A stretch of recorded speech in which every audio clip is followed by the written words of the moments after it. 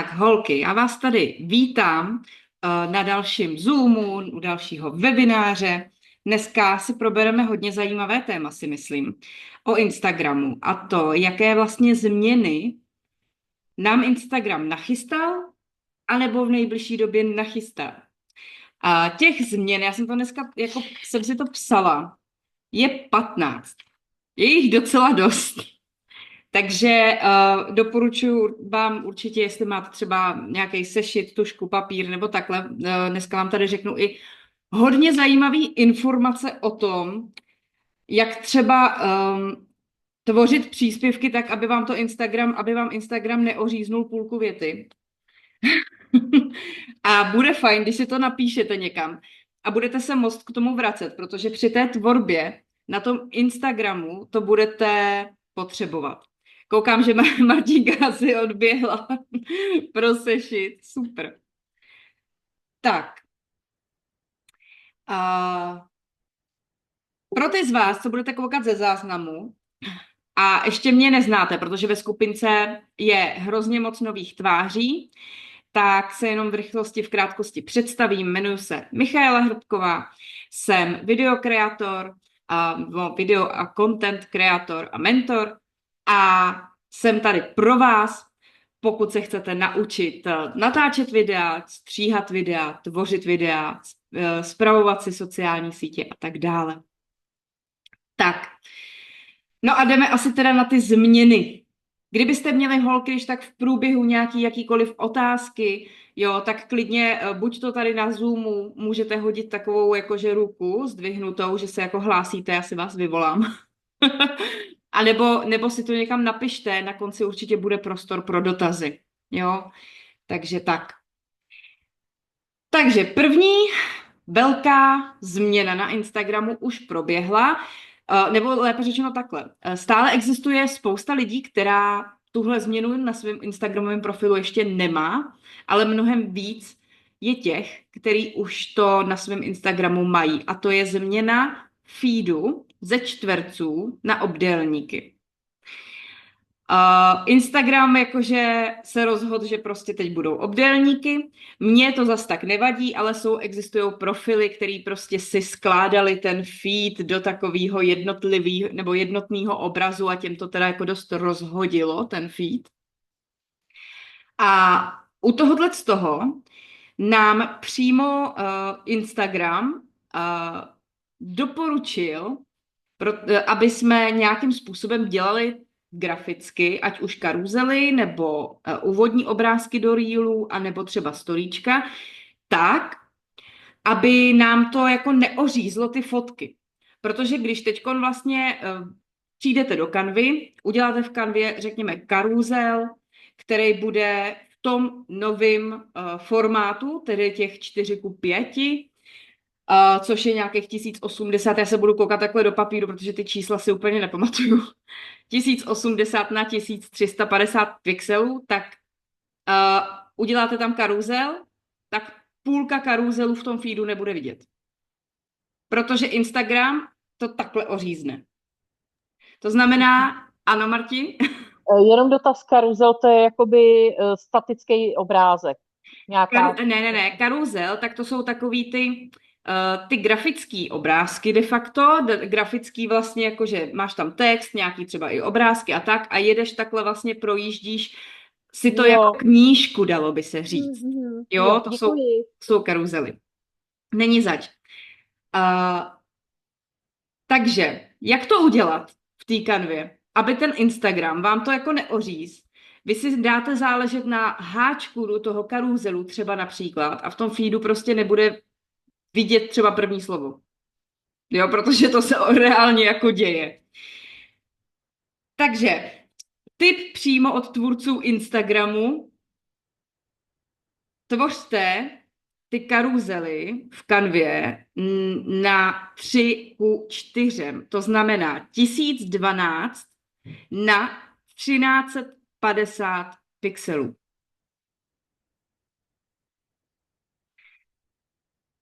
A nestane se vám to.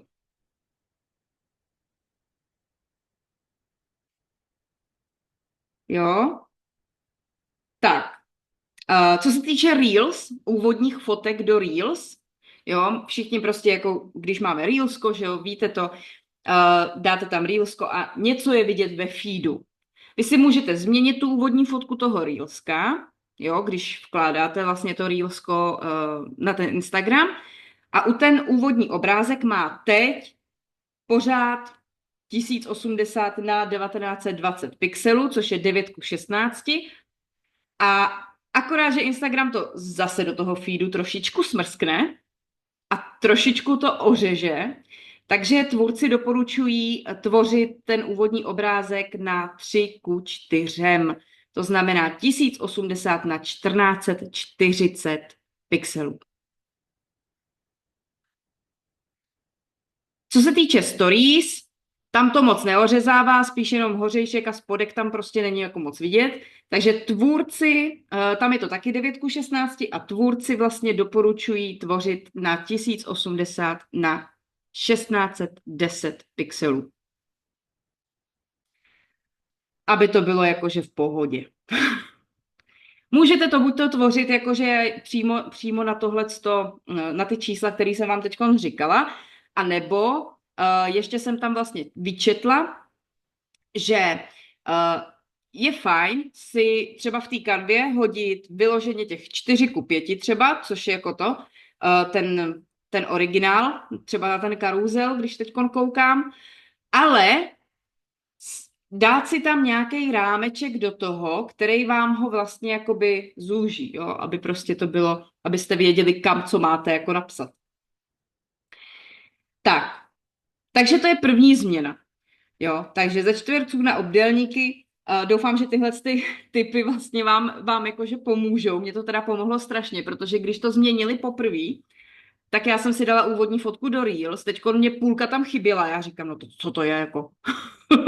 Takže jsem z toho byla docela taková rozhozená, takže ještě, že jsem potom jako mrkla na ty tvůrce, aby jsem věděla, jak to teda jako dělají. Tak, druhá změna na Instagramu se týká háčků.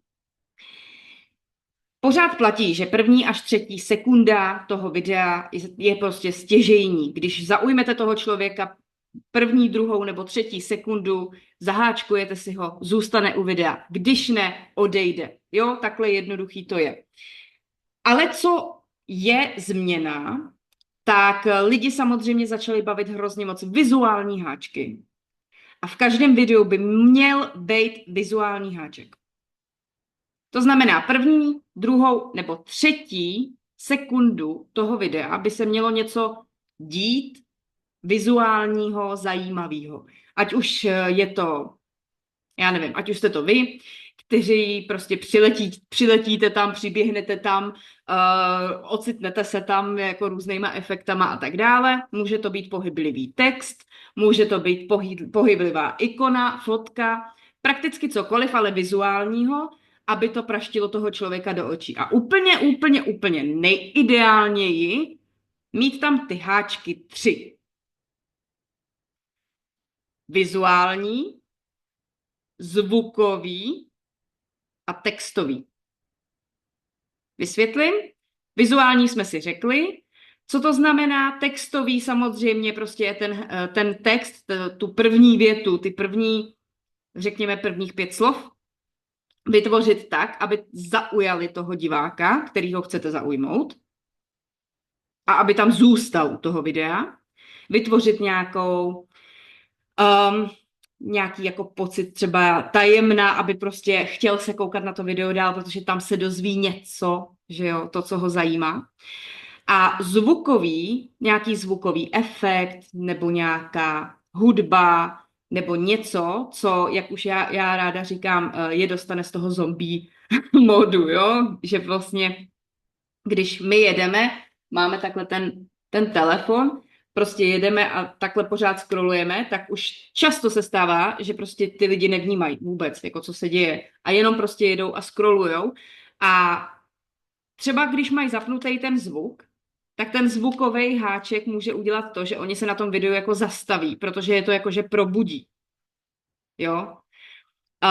Ten textový taky, prostě oni si čtou ty první 3, 4, 5 slov, dál to nečtou. Dál to nemá úplně jakoby význam. Fakt prvních těch 5 slov musí být jakože top, jo?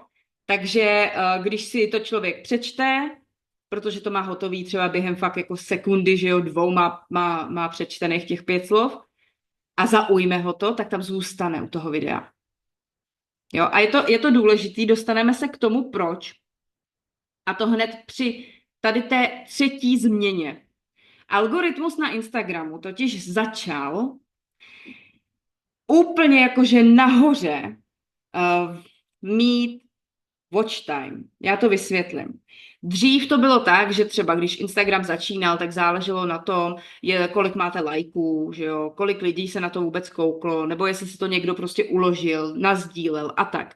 Začátkem tohoto roku tak začal Instagram víc doporučovat ty reelsy nebo ty videa, který někdo sdílel někomu jinému. Jo, takový to přesdílení. Protože to pro Instagram byla prostě jakože značka, nebo prostě věděl, že to reelsko se líbí, proto je sdílený a tak ho doporučuje prostě více lidem, jo, doporučuje ho dál. Teď k tomu přidali i watch time a watch time se stal úplně jako jedničkou. To znamená, pokud máte nízký watch time, tak to Instagram nebude doporučovat tak moc, jako když ten watch time bude vysoký. Já ten watch time za chviličku Martinku vysvětlím. Já úplně vidím, že nevíš. Jo, víš. Nevím, já jsem se tady jenom... Super. Takže teďko nezáleží ani tak na lajcích, jakože na nich teda záleží jako taky, ale prostě ne až tak moc. Ani tak moc na komentářích, ani tak moc na sdílení, ani tak moc na uložení, ale nejdůležitější pro ten Instagram, pro ten algoritmus, je doba sledování, což je watch time. Ta doba sledování, to znamená prostě, jak dlouho u toho Reelsu ty lidi vydrželi. A může se to podpořit různýma věcma. Jo, těchto faktorů je strašně moc, asi na to spíš udělám zvlášť webinář nebo něco takového.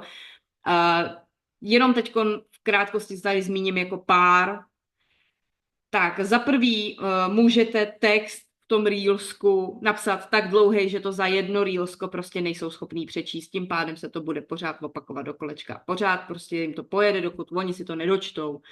Za druhý můžete psát dlouhý popisky, mít jakoby hodně dobrý háček, aby si přečetli popisek a mít dlouhý popisek, protože když čtou ty lidi popisek, to video jede na pozadí, opět se načítá watch time. A nebo když bude to reelsko třeba mluvící a bude delší, bude třeba minutový, tak opravdu od začátku do konce je takovým způsobem, aby u toho ty lidi vydrželi.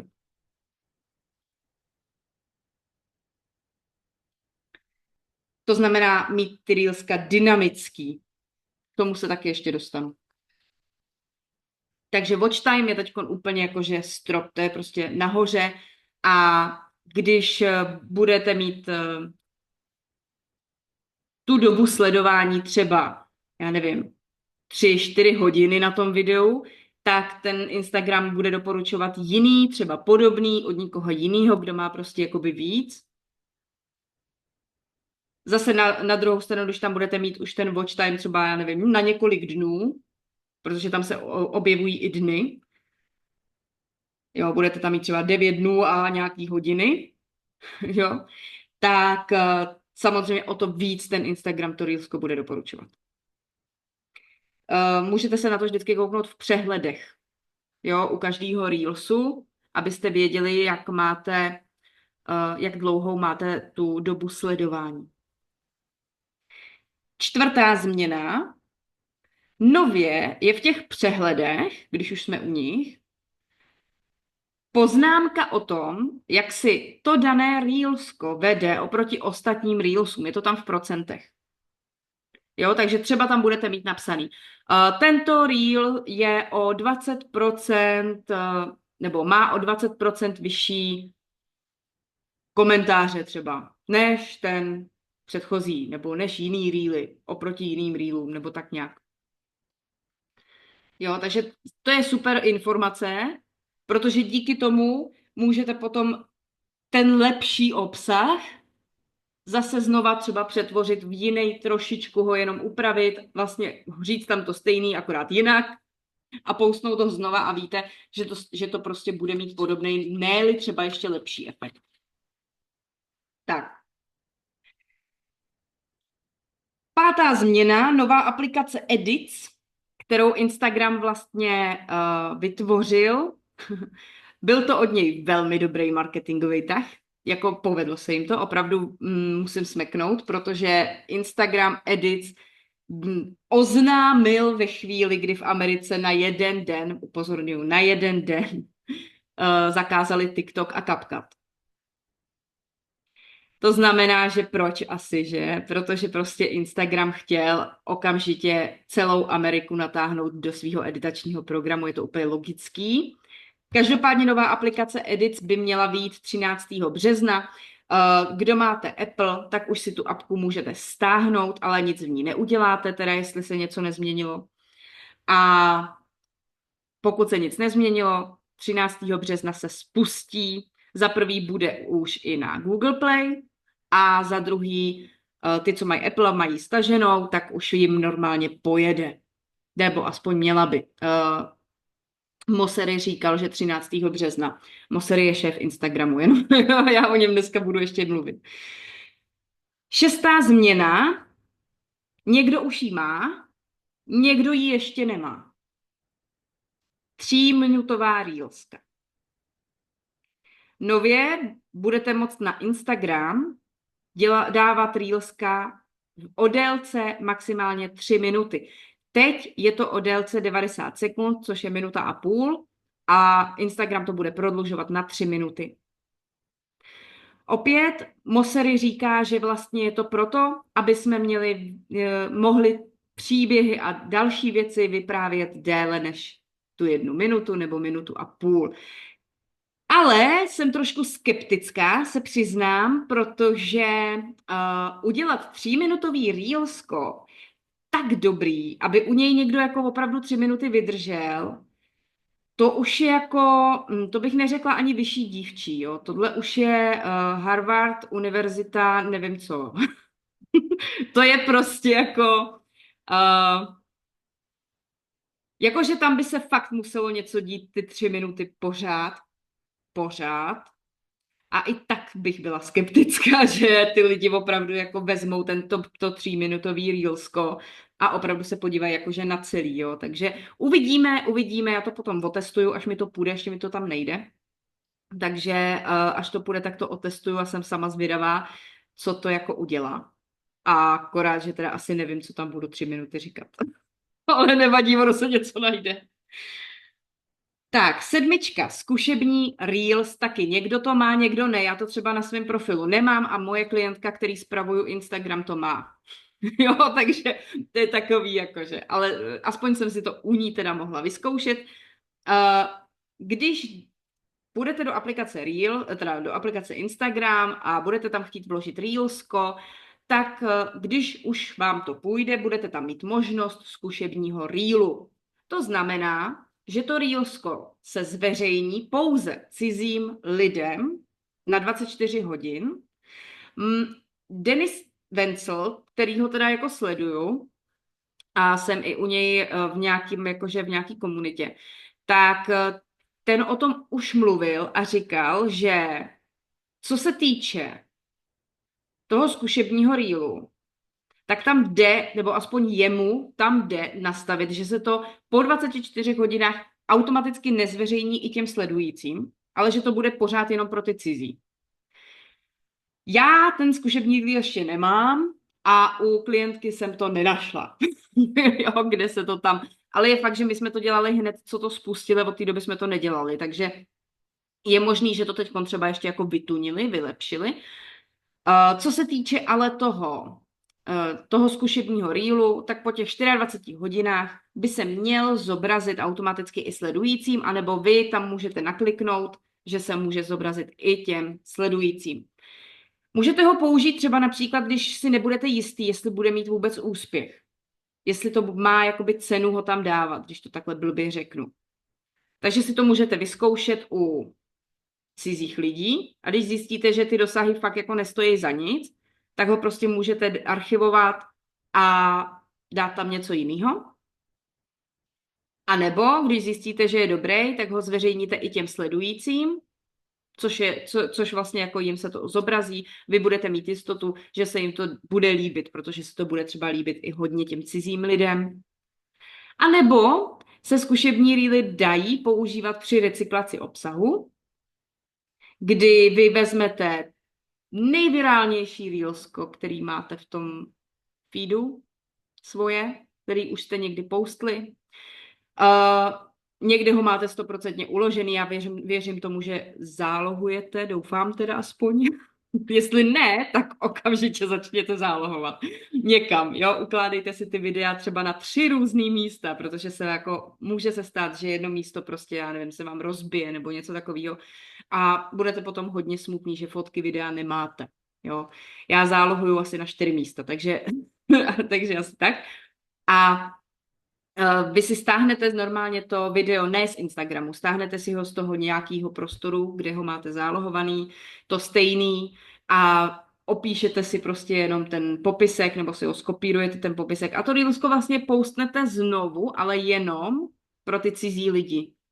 To jde i přes ten zkušební reel, pokud se vám to podaří udělat tak, aby po 24 hodinách se to nepoustlo i těm sledujícím.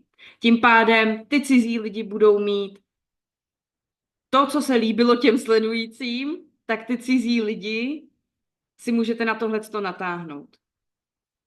A lidi, kteří to dělají, tak mají opravdu jako stovky nových sledujících jenom díky tomuhle. Tak, 8. Logo ve videu a vodoznaky snižují dosahy. A to tak, že hodně.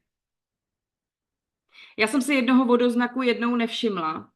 Normálně mám dosahy mezi 500 až 1500, někdy i přes 100 tisíc. Jo, já tam mám málo sledujících zatím, ale roste to. Ale na tomhle tom reelsku jsem měla 3 a už to nešlo.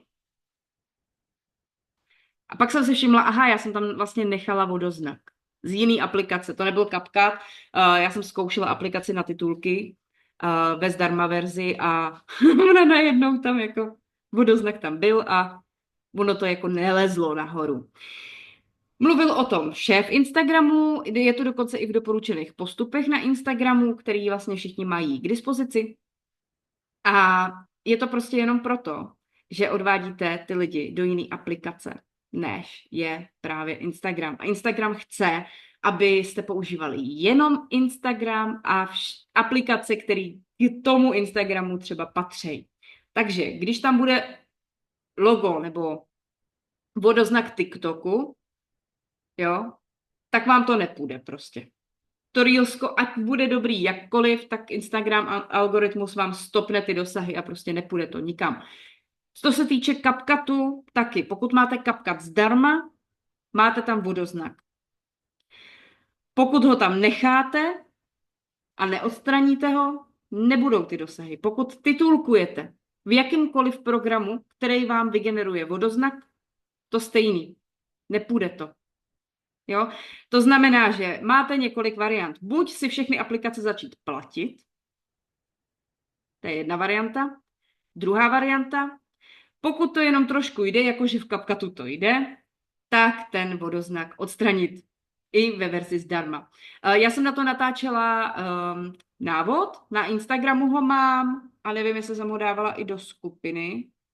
No zkuste se podívat. Kdybyste náhodou ho nemohli najít a chtěli jste ho, tak mi napište, já vám pošlu odkaz na ten návod, na ten Instagram, ať se můžete podívat na to vlastně, jak ten vodoznak z CapCutu nebo to logo toho CapCutu odstranit z toho videa, jo, zdarma.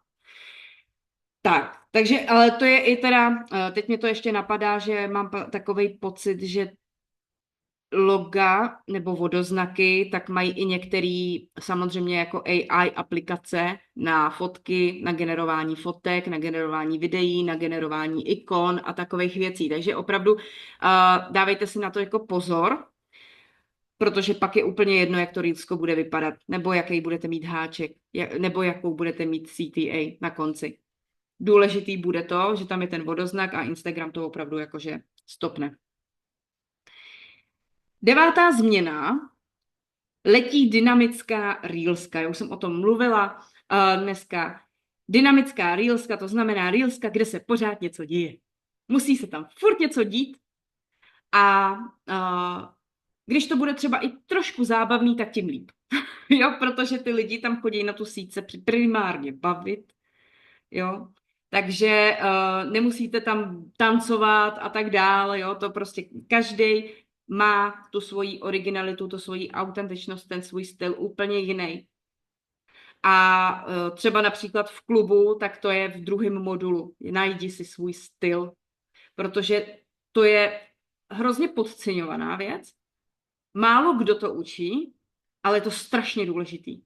Protože to, co dělá Anička, to, co dělá Pavlínka, to, co dělá Maruška, nemusí sedět prostě, já nevím, Alence. Jo, a naopak.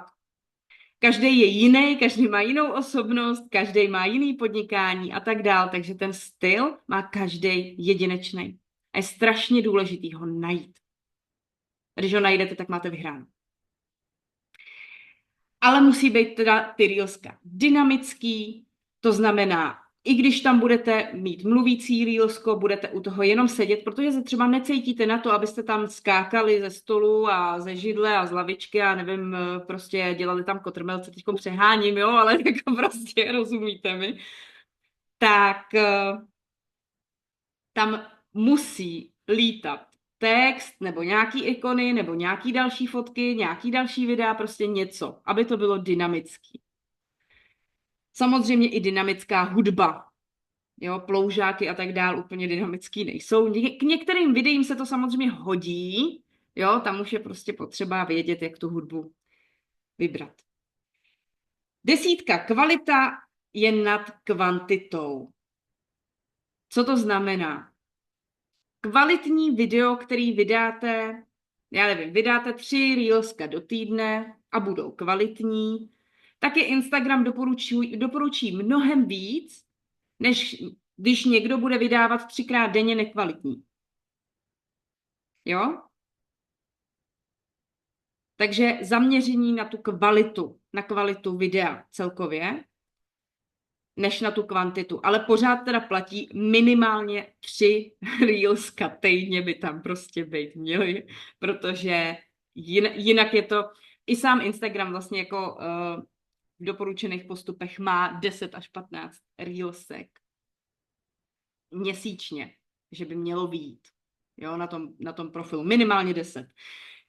Což vlastně jakoby je na nějakých těch 2, 3, 3 týdny třeba 3 a pak 1, 2, ale tak když už tak konzistentně, že jo, takže 3 týdně, aspoň.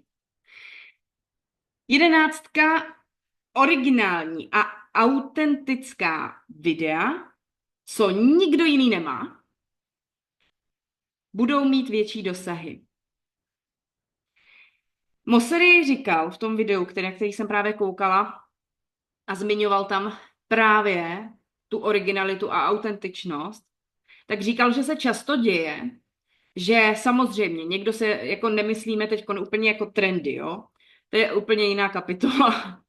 Ale často se stává, že prostě nějaký tvůrci udělají něco, já nevím, třeba make-up artistky by udělali jedno líčení a toto jedno líčení, co má jedna make-up artistka a udělá jich 100 dalších bez stejných. Jo? A to už není jakoby ani originální, ani autentický, ten algoritmus to ví, ty jejich roboti to prostě detekujou a ne, že to zastaví, to ne, ale ty dosahy, ty reelska mít moc jako nebudou. Jako budou, ale prostě jako trošku jim to sníží. Ale když se jenom inspiruje ta make-up artistka tou nějakou vizáží, ale hodí si tam k tomu něco svýho, co v tom původním videu nebylo, pozmění aspoň barvu toho make-upu nebo udělá v tom videu něco jinak, tak už je to zase dobrý. Co to znamená? Můžete se inspirovat od ostatních tvůrců. Můžete dokonce udělat úplně stejný obsah jako třeba nějaký americký tvůrce, kterýho tam najdete ve vašem tématu, ale musíte to pozměnit a udělat to tak, aby to bylo originální a autentický. Takže inspirovat se, ale nekopírovat. Rozumíte mi? Jo? Super. 12. Nejlepší teď pro Instagram je rotující formát. To znamená střídání Reels a karuzelů. A tady už pojedu rychlejš, protože teď se budeme právě zaměřovat na ty karuzely. Můžete to střídat, jo? Jedno Reelsko, jeden karuzel, jedno Reelsko, jeden karuzel. Třeba, například. Do těch karuzelů, to je vlastně 13. změna, do těch karuzelů jde dávat hudba. To dřív nebylo. A když dáte do karuzelu hudbu, pardon, já se, jak mám vyrvaný ty zuby, tak se někdy trošku zaškobrtnu. Tak, když tam dáte tu hudbu, tak se zobrazí v Reelsech. Takže když někdo bude koukat na Reelska, tak se mu tam budou zobrazovat i ty karuzely. Když tam bude hudba v tom karuzelu, když tam nebude, tak to do těch Reels nepůjde. Jo, musí tam být hudba. 14. změna se taky točí kolem karuzelu a je to o tom, že do karuzelu jdou dávat videa. To znamená, že v tom karuzelu můžete mít hlavní fotku, nějaký obrázek s textem. Jo, na druhé straně třeba video, na třetí straně můžete mít zase třeba fotku a na čtvrté straně můžete mít zase video. Jo, jde to prostě takhle střídat. No a 15. A to je úplně jako, že to jsem tam původně vůbec v tom scénáři neměla, ale dneska jsem se koukala na Moseryho Instagram a vydal tam nový video. Tak jsem si říkala, ne, tak to tam musím hodit. Dneska to sdílel, že dosahy zvyšují 2 teda věci. Jo? Nebo 3. První je ten watch time, druhý jsou lajky a třetí jsou sdílení. Takže tohle taky změnili, protože dřív, nebo ještě před chvilkou, před nedávnem, to bylo uložení a sdílení. Ale oni tam teď dali i ty lajky. Takže to je taková jakože zajímavost. Příspěvky samozřejmě s hodně těma srdíčkama, s hodně těma lajkama budou víc doporučovaný. A když budou sdílený, a samozřejmě teda tam platí i ta doba toho sledování. Jo, čím větší doba sledování, to už jsme si říkali. A to sdílení, jasně. Uložení už se teď tak moc jako neřeší. Jo, když si to někdo uloží, protože hojně všichni začali ukládat, tak už se to vlastně teďko neřeší. Takže teď se zase řeší sdílení a zase zpátky jsme u těch lajků. A ono se to takhle bude různě točit. Já předpokládám, že příští rok to budou komentáře a třeba sdílení, nebo něco takového, jo. Protože ono vlastně tím, jak tam chodí ty lidi a reagují ty lidi, tak ten algoritmus se pořád mění, protože kdyby byl pořád stejný, tak by to nebylo udržitelný a nedali by prostor těm novým tvůrcům. Tak, máte otázky? Ne? Na mě Martinka kouká. Ne. Dobře. Tak jo, holky.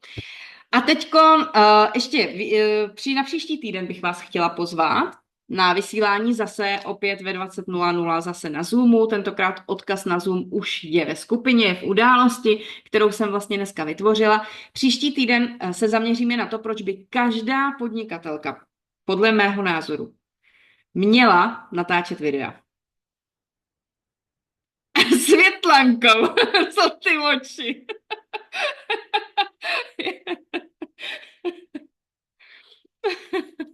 To bylo úplně, no ježišmarja, tyjo, jako, já bych asi fakt měla. Že jo? To jo, asi jo, no, ale nejsem schopná se dokopat, hlavně nevím, co tam říkat. Já jsem takový suchár, takže pro mě je to těžký. Jasný, jasný, tomu rozumím, hele, ale dá se to naučit, jo, tohle je dovednost, která se prostě dá naučit, jo. Každopádně třeba příští týden zjistíš, jako proč bys měla, protože opravdu těch důvodů je spousta. A nemluvíme jenom o Reelsech, mluvíme i o jiných typech videí. Třeba živý vysílání, YouTubeový videa, podcasty a tak dále a tak dále. No, příští týden vám o tom všechno povím. Tak, aktuality ohledně klubu, vy, co jste vlastně v komunitě na Flixi, tak už to víte.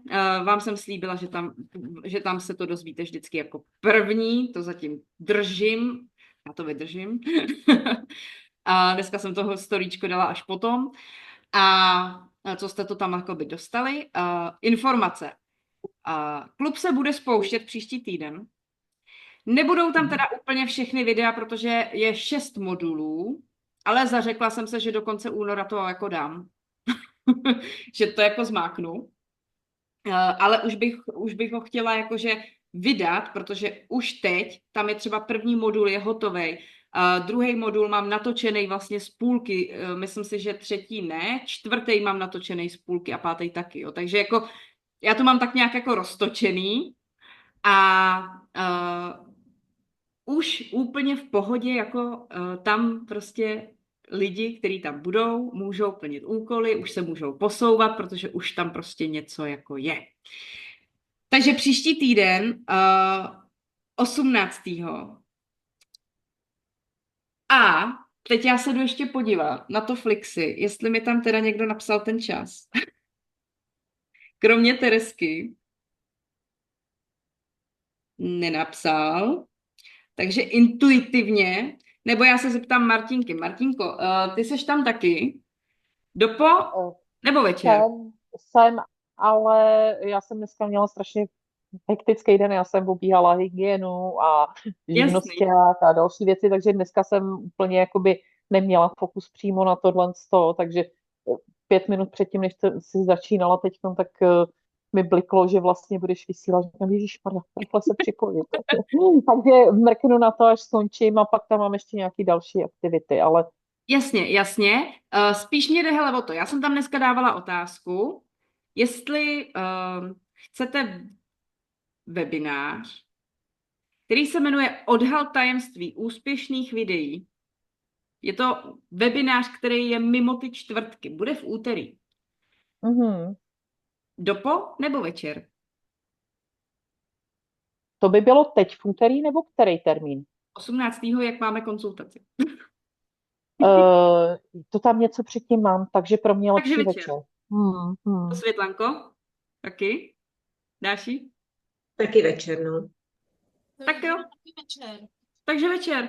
Takže 18. ve 20:00. Já ještě udělám pozvánku do skupinky na ten webinář. Bude úplně, že jako mimo webinář a spuštění klubu slavnostně.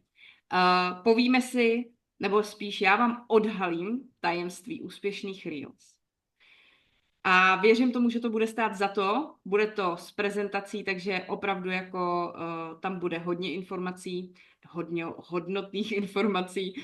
A taky mám pro vás, kteří budete na tom webináři, několik dárečků, takže se můžete těšit. Takže doufám, že přijdete 18. ve 20 a potom 20. ve 20 máme teda pravidelný čtvrteční webinář, který teda bude o tom, proč by každá podnikatelka měla natáčet videa. Tak, otázky? Já si se, Míšo, můžu zeptat, já jsem asi nezaregistrovala, co ten klub vlastně je, jestli můžeš stručně. Určitě, určitě. Takže já tvořím klub, který se jmenuje Videomagie aneb Tvoř a vydělávej. Je to program, klub pro lidi, kteří chtějí se naučit tvořit videa a vydělávat tvorbou videí, ať už jsou to virtuální asistentky, a chtějí třeba pro klienty, nebo UGC tvůrci a chtějí pro klienty, nebo podnikatelky, který si chtějí klientama, jasně, videama přivádět klienty, takhle to chci říct. A tak v klubu budete mít vlastně všechno, co k tomu potřebujete. Je základní verze klubu, kterou právě budeme spouštět a potom budou navazující kurzy. Ta základní verze obsahuje 6 modulů plus 2 moduly, které jsou jakože bonusový. A v těch 6 modulech se zaměříme na úplný základy, jak natáčet, úplný základy prostě jak to osvětlit a tak dále, základy, jak napoutavá reelska, budou tam, nebo jsou tam naplánovaný, já se tady otevřu, jsou tam naplánovaný videa a například i na najítí tématu, toho stylu, jak už jsem dneska říkala, cílové skupiny, aby vlastně člověk věděl vůbec jako pro koho a co má natáčet, protože to je strašně důležitý, když nevíte co, tak nenatáčíte, že jo? A lehká strategie na Instagram. Nebudeme se zatím zabývat jakože bijem a tak dále. Na to bude prostě samostatný kurz, jakože potom navazující na Instagramu, ale budeme se hlavně jako zaměřovat na strategii a tak. Budete tam mít návody na to, jak vytvořit reelska. Budou v té základní verzi návody na takový základy v CapCutu, jak jakoby pro verzi zdarma, jak pro počítače, tak pro mobilní telefony a budou tam nějaký titulkovací programy. Cílem je, aby z toho základního programu, z toho základního klubu jste odcházeli s tím, že víte, jak natáčet, víte, co natáčet, víte, jak to stříhat, aspoň ty základy. Ty pokročilejší techniky, na to už budou potom navazující kurzy, jo, třeba CapCut Pro pokročilý a tak dále, kterých bude jako hodně, takže, jo, protože tam je toho opravdu jako spousta, jo, tam je i umělá inteligence a tak, to budou ale kurzy mimo. Teď tvořím ten základní klub. V tom klubu bude nejenom členská sekce s těma videama, jo, já úplně bytostně nenávidím programy, popravdě, se tady jako přiznám, bytostně nenávidím programy, kdy si koupím program, dostanu videa, pak prostě jako nikdo o mě nejeví ani zájem. Jo, to jako bytostně úplně nesnáším. To znamená, že máte tam k těm videím pracovní listy, e-booky, checklisty a další materiály, které si můžete stáhnout, které si můžete vytisknout, které si můžete vypracovat. K tomu, ke každému videu máte úkoly. Jo, protože já vás nenechám vydechnout. Já jsem se rozhodla, že z vás prostě úspěšný ženský udělám. Takže ke každému videu jsou úkoly. Někdy jsou na přemýšlení, někdy jsou prostě na vyloženě akci, jo, vyloženě něco natočit, něco se stříhat a tak dále. Samozřejmě, jak potom člověk jde tím klubem, tak ty úkoly jsou trošku těžší a těžší, protože už předtím jako to znáte, víte, umíte, že jo. A tak. Takže jsou tam úkoly, je k tomu přichystaný i chat pro takový rychlý dotazy, jo. Skupinovej, je k tomu přichystaná i komunita na Facebooku, normálně jako skupina na Facebooku, tam budou ty úkoly, tam vy budete vypracovávat ty úkoly a v klubu budou i motivační soutěže. Každý měsíc budu vlastně vyhodnocovat de facto nejlepšího účastníka, ne toho, kdo je nejšikovnější, ale kdo plní ty úkoly, kdo se posouvá a tak. Kdyby tam bylo víc lidí, tak asi budu losovat, si myslím. Jo, takže, ale vždycky ten jeden ode mě dostane nějaký dárek, protože chci, aby prostě ta motivace tam byla, jo, protože někdy se stane, že my něco strašně moc chceme a pak po týdnu, po 2 týdnech jako už nám to prostě jako padá, ta motivace a chci vás trošku jako motivovat. Samozřejmě motivovat vás musí to hlavně to vaše proč, že jo, to důležitý, proč to chcete vlastně dělat, ale já vás chci jako motivovat a hlavně podpořit a obdarovat tím, že vlastně budete růst a tak a myslím si, že by to mohlo být i jako zajímavý. Takže tohle to všechno jakože pro vás plánuju, budou tam i 4 Zoomy měsíčně, společný skupinový konzultace, mnohdy i s hosty, takže se máte fakt na co těšit. Nemáš zač, Ráš. Tak jo, jestli máte ještě nějaké otázky někdo? Ne? Tak jestli už nemáte otázky, tak já bych to pro dnešní večer uzavřela. Těším se na vás v úterý a pak ve čtvrtek. A s Martinkou se těším v úterý na konzultaci. Taky se moc těším. To se příští týden užijeme. No to teda. Tak Tak jo, jo, holky. krásný zbytek večera. Ahoj a Taky, děkujeme. ahoj, Ahoj. Ahoj, ahoj. ahoj.